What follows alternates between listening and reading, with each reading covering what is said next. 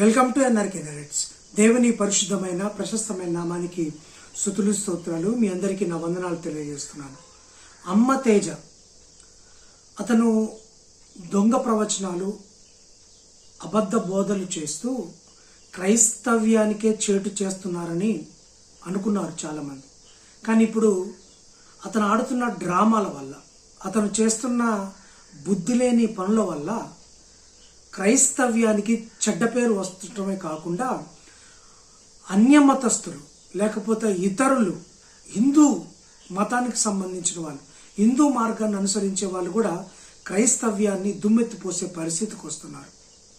అతను చేస్తున్న పిచ్చి చేష్టల వల్ల, అతను చేస్తున్న ఆ బ్యాడ్ ప్రాక్టీస్ వల్ల చాలామంది నిజముగా నీతిగా న్యాయంగా సువార్త ప్రకటిస్తూ సేవ చేస్తున్న సేవకులకు ఇప్పుడు ఇబ్బందులు తలెత్తే అవకాశం ఉంది, ఇబ్బందికరమైన పరిస్థితుల్లోకి వెళ్ళే అవకాశం ఉంది. ఆయన చేసే వల్ల క్రైస్తవ్యానికి చెడ్డ పేరు వచ్చింది. అంత మాత్రమే కాదు, నిజమైన సేవకులు ఇప్పుడు ఇబ్బందుల్లో పడిపోతున్నారు. ఈ మధ్యకాలం అతను స్టేజ్ మీద చేసిన డ్రామాలు అన్నీ ఇన్ని కావు. స్టేజ్ మీద కొంతమంది దయ్యం పట్టిన వ్యక్తులను అక్కడికి తీసుకొచ్చి వాళ్ళలో దయ్యాలు వెళ్ళగొడుతున్నప్పుడు ఒక యవన స్త్రీ ఆమెతోటి చెప్పిస్తున్న మాట ఏంటంటే, నేను 7 హిందూ దేవి దేవతలలో కలిసి వచ్చాను, నిన్ను ఇచ్చేస్తాను, నిన్ను పడగొడతాను, నీ డ్రామాలన్నీ నాకు తెలుసు, నేను మీకు సంతాన కల లేకుండా చేస్తానని ఏదో విపరీతమైన పోకడలు ఆడుతుంది. అక్కడ జరుగుతున్న చూస్తే, అక్కడ వీడియో చూస్తే గనక ఖచ్చితంగా హిందూ మతాన్ని అనుసరించే వాళ్ళు తప్పకుండా హర్ట్ అవుతారు. ఆ సీన్ చూసి చాలా బుద్ధిహీనంగా ఉంది, ఇది క్రైస్తవ్యానికి సరిపడేగా లేదు, క్రైస్తవ్యం అంతా ఇబ్బందికరమైన పరిస్థితులు తీసుకెళ్లే విధంగా ఆ వీడియో ఉంది. అమ్మతేజ గారు, మీరు ఏం చేస్తున్నారు? ఏం డ్రామాలు ఆడుతున్నారు? ఒకసారి ఆ వీడియో చూస్తే చాలా మంది షాక్ అవుతారు. ఒకసారి ఆ వీడియో చూడండి. Holy spirit of God. Mike ఏం సంగతి? నీ ప్రభు నన్ను పోగొడతాడా? పోతాడా? ఎట్లా అనుకున్నావు? 7 దేవతలం, దుర్గామాత ఇడా నీ ప్రభు ఏం చేయలేడు. నీలాంటి బాబా డాబా అందరినీ నిలిచిపించేసిన పిల్లలు కూడా కానీ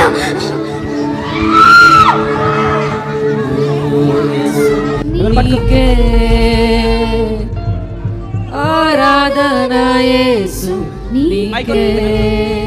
వెళ్ళిపోతావా? చెప్పు చెప్పు. ఇటు చూడు. వెళ్ళిపోతావా? వెళ్ళిపోవా? ఇక్కడ ఏ దేవుడు ఉన్నాడు చెప్పు.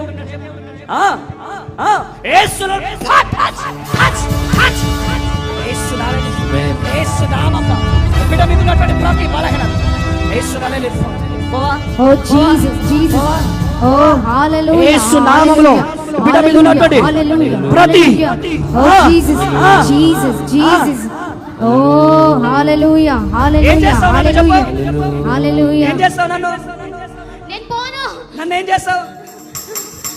చేస్తావు? నీకు తెలియదా? చెప్పు. నీ ప్రభు చెప్పలే? ఏం చేస్తానో చెప్పలేదా నీ ప్రభు? యేసు నామములో. హల్లెలూయా, హల్లెలూయా. యేసు నామములో. యేసు నామములో. Jesus Jesus Jesus Jesus Jesus.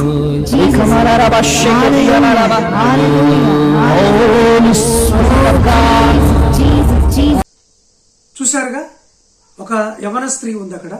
ఆమెలోని దయ్యాన్ని వెళ్ళగొట్టే క్రమంలో ఎవరు నువ్వు అంటూ అమ్మతేజ గారు అడుగుతుంటే ఆమె, నేను 7 హిందూ దేవతలకు సంబంధించిన దయ్యమును పట్టాను, నేను మామూలుగా పోను, నువ్వు పాస్టర్ అయితే కావచ్చు, నేను పోను అన్నట్టుగా అక్కడ మాట్లాడతారు. ప్లస్ ఆమె ఏమంటుందంటే, నేను సంతానం కలుగు చేయకుండా చేస్తాను, మిమ్మల్ని నాశనం చేస్తాను అంటున్నారు. అంటే ఇప్పుడు దాని అర్థం ఏంటి? హిందూ దేవీ దేవతలు, హిందూ దేవుళ్ళు నాశనం చేస్తారనా? సంతానం ఇవ్వరనా? అట్లయితే హిందువులకి సంతానం ఎందుకు కలుగుతుంది? క్రైస్తవులకి సంతానం కలగాలి కదా. క్రైస్తవేతరులు కూడా ఎందుకు ఆశీర్వదించబడుతున్నారు? ఎందుకు సంతానం కలుగుతోంది? ఎందుకు అన్ని రకాల ఆశీర్వదించబడుతున్నారు? ఏంటి మీ పిచ్చి పనులు? ఏంటి మీ డ్రామాలు? ఏంటి మ్యానిపులేటర్? ఇక మారరా మీరు? మీ వల్ల ఈ మంచి సేవకులు నిజంగా గ్రామాల్లో, విలేజెస్లో, టౌన్లలో, సిటీలలో చేసే సేవకులు ఇబ్బందులు పడుతున్నారు. మీలాంటి వాళ్ళు కాస్త ఫేమస్ అవగానే బౌన్సర్లను, సెక్యూరిటీలను వాళ్ళ వేళ్ళలో పెట్టుకొని కాస్త సేఫ్గా ఉంటారు. ఏ బౌన్సర్లు, ఏ సెక్యూరిటీ లేని పేద లేకపోతే చక్కటి మధ్యతరగతి పాస్టర్ల పరిస్థితి ఏంటి? మీ వల్ల వాళ్ళు ఇబ్బంది పడరా? ఇప్పుడు ఇది హిందూ వాదులు చూసినా, లేకపోతే హిందూ సంఘాలు చూసినా ఏమనాలి దీన్ని? నీ వల్ల క్రైస్తవ్యానికి అందరికీ చెడ్డ పేరు వస్తుంది కదా, నీ వల్ల పాస్టర్లందరూ ఇలానే చేస్తారన్న ఆ అపోహ వాళ్ళకి కలిగి ఉంటుంది కదా. గతంలో బెల్లంపల్లి ప్రవీణ్ కుమార్ గారు కూడా ఇదే ఒక స్త్రీకి దెయ్యం ఎల్లగొట్టే క్రమంలో నేను బెజవాడ కనకదుర్గమ్మను అని ఆమె చెప్పడంతో పెద్ద దుమారమే రేగింది. అనేక మంది, కొన్ని కోట్ల మంది బెజవాడ దుర్గమ్మను వారి దేవతగా కొలుస్తారు. అది దెయ్యం ఎట్లా అవుతుంది అని వీళ్ళు ప్రశ్నిస్తున్నారు. ఇప్పుడు హిందూ దేవి దేవతలు దయ్యాలు ఎలా అవుతారు అని వారు ఇప్పుడు ప్రశ్నిస్తున్నారు. నీ యొక్క పిచ్చి పరాకాష్ఠకు అంతే ఉండదా? ఎంతమంది చెప్పినా మీకు బుద్ధి రాదా? అమ్మతేజ గారు, ఏంటండి పిచ్చి పనులు? ఏంటి పిచ్చి పనులు? ఇప్పుడు హిందువులందరూ క్రైస్తవులు, అసలే ఇప్పుడు మైనారిటీలో ఉన్న క్రైస్తవులు చాలా ఇబ్బందులు ఎదుర్కొంటున్నారు. ఈ దేశంలో చాలా ఇబ్బందులు ఎదుర్కొంటున్నారు. ఇలా మీ చేష్టల వల్ల ఇంకా ఇబ్బందులు ఎదుర్కోవాల్సిన అవసరం అవుతుంది. ఎక్కడైనా మీ పిచ్చి చేష్టలు మానండి, చక్కటి బోధ చేయండి,